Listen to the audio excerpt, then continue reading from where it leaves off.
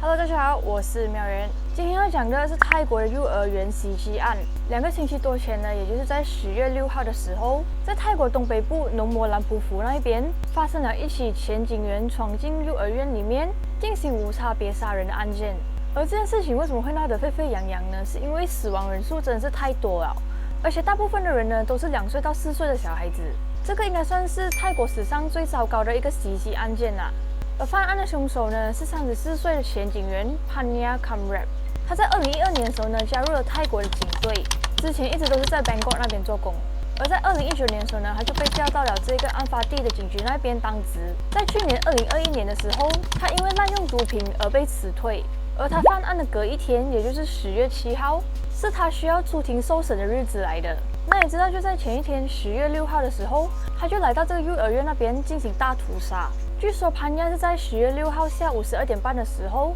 闯进了这所幼儿园的。幼儿园的院长有说，潘亚的孩子就在这所幼儿园上学的，但是不知道什么原因，他的孩子呢整整快要1个月没有去上课了。平时潘亚也会到幼儿园那边接孩子放学的，而他们从来也没有发生过任何的冲突。潘亚也没有表现出任何不妥的地方。院长有补充说，潘亚每次去接孩子放学的时候呢，都非常的有礼貌，有时候还会过于的健谈，也能看得出呢，他是非常爱自己的孩子的。但是案发当天，院长的同事告诉他，他出奇的安静，而且他的眼神呢也是有一点不一样。但是在另一方面，潘亚以前的前同事有告诉媒体，潘亚以前还是警察的时候，他会使用很多各种各样的毒品，而且脾气呢也不好，常常都会展现出暴力的那一面。所以他同事们呢其实很常会避开他的。而潘亚也曾经攻击过他的同事，也曾经威胁过银行经理，而且呢也射杀过别人的狗。案发当天，潘亚是带着长枪、短枪、短刀去到幼儿园的。在他还没有进去幼儿园之前，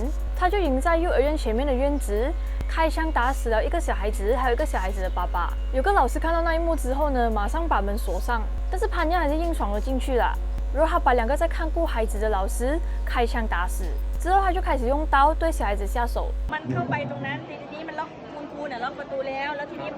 มันพังประตูยิงปืนประมาณ2 นัดเข้าไปแล้วคุณครูก็อยู่ฝั่งครัวกับอีกครู3 คนแล้วทีนี้ก็ปีนหลักกำแพงทางโน้นน่ะทางที่หลังซูนเด็กปีนออกไปแล้วก็วิ่งไปตามถนนแล้วก็ไปบอกคนน่ะแล้วก็ไปเจอเลขาที่ทำงานอยู่เนี่ยทุกโรงเลย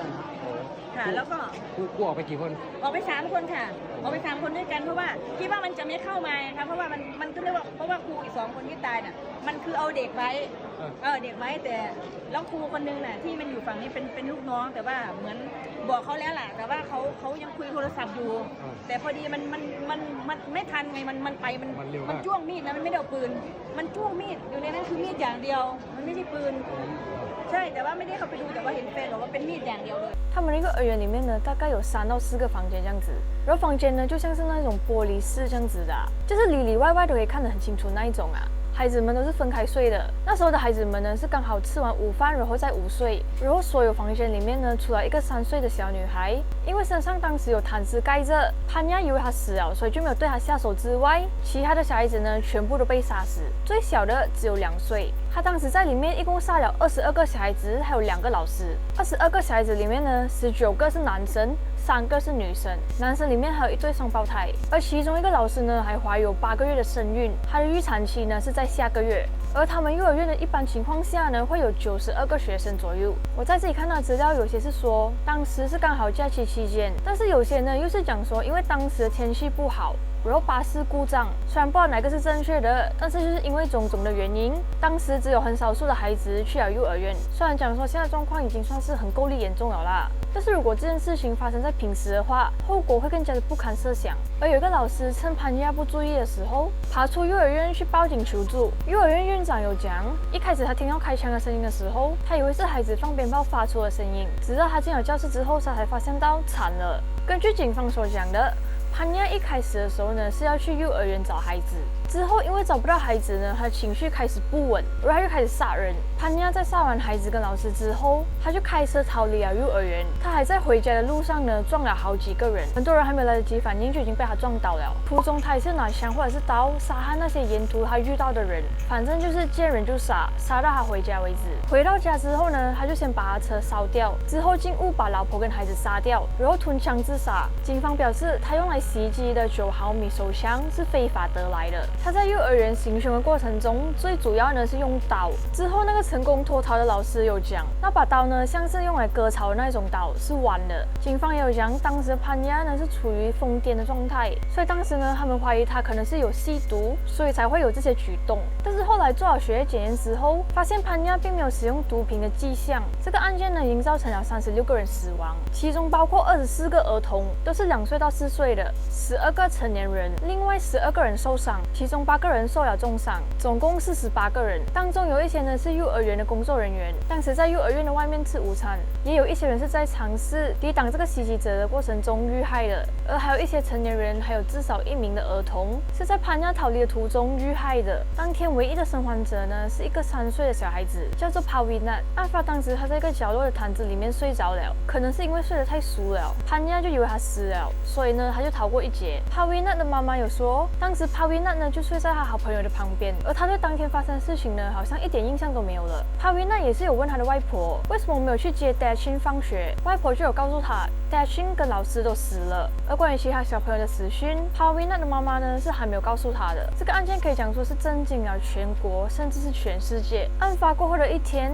泰国很多地方呢都有因为这件事情下半旗哀悼，很多家长呢则聚集在这个幼儿园的外面，手里拿着他们孩子最喜欢的玩具哭泣，也有一些人前来致意。一夜之间呢，他们医院的停尸房放满了遇害儿童遗体的粉红色还有白色的棺材。这里还有另一件事情，有很多人对于泰国的王室还有政府呢感到很愤怒啦。而这件事情是这样子的，根据那边的媒体报道，案发后的第2天，泰王的小女儿来到了幼儿园去慰问，但是大家为了迎接泰国公主，政府的工作人员在门口那边铺了一个红地毯，而这个红地毯呢也一直铺在地上，因为当天晚上泰王还有王后呢都会到现场去慰问。他们觉得难受的事情是，还处于悲痛中的那些家属们还要站在红地毯的2侧去接受泰王的慰问。看到这一幕的时候呢，他们就真的是不能打鼾了啊，所以他们就在网络上开始谴责这一些红地毯的这个事情。有泰国网友说呢，红地毯是为了电影节而准备的，不是为了犯罪现场。还有泰国网友放出了非常触目惊心的图片，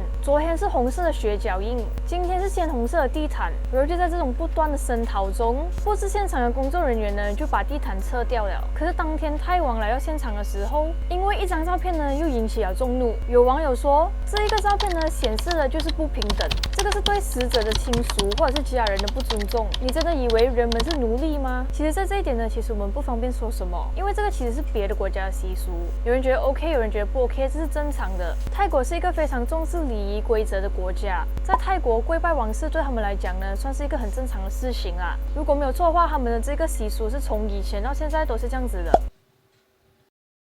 最后也随着潘亚自杀身亡，他的犯案动机也跟着石沉大海。没有人知道他为什么会选择幼儿园去进行大屠杀，也没有人知道为什么他会这样子做。